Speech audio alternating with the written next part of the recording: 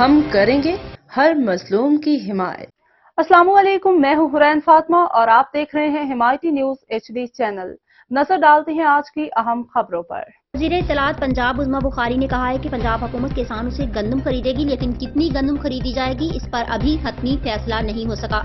Programme نیا پاکستان میں بات چیت کرتے ہوئے وزیر اطلاعات پنجاب نے دعویٰ کیا کہ ایپ کے ذریعے گندم کی فروخت کی پیشکش کرنے والے 4 لاکھ کسانوں میں سے 1,20,000 کو شارٹ لسٹ کر لیا گیا ہے۔ قرض لے کر گندم اگانے والے کسان بہترین فصل اونے پونے بیچنے پر مجبور۔ ان کا کہنا تھا کہ روایتی طور پر بھی حکومت گندم مئی میں خریدتی ہے، لیکن اس بار تاخیر کی وجہ سے پہلے سے سٹاک کی موجودگی اور نئی فصل کی گندم میں موجود نمی بھی ہے۔ کسان اتحاد کے صدر خالد کھوکھر نے جواب میں کہا کہ اگر نمی کی وجہ سے پنجاب حکومت خریداری نہیں کر رہی تو وفاقی ادارہ پاسکو سیڈ کارپوریشن اور نجی شعبہ کیوں گندم خرید رہا ہے۔ انہوں نے کہا کہ ماضی میں حکومت 60 لاکھ ٹن گندم بھی خرید چکی ہے، اس لیے 23 لاکھ ٹن گندم ذخیروں میں موجود ہونے کے باوجود حکومت 40 لاکھ ٹن مزید گندم خرید سکتی ہے۔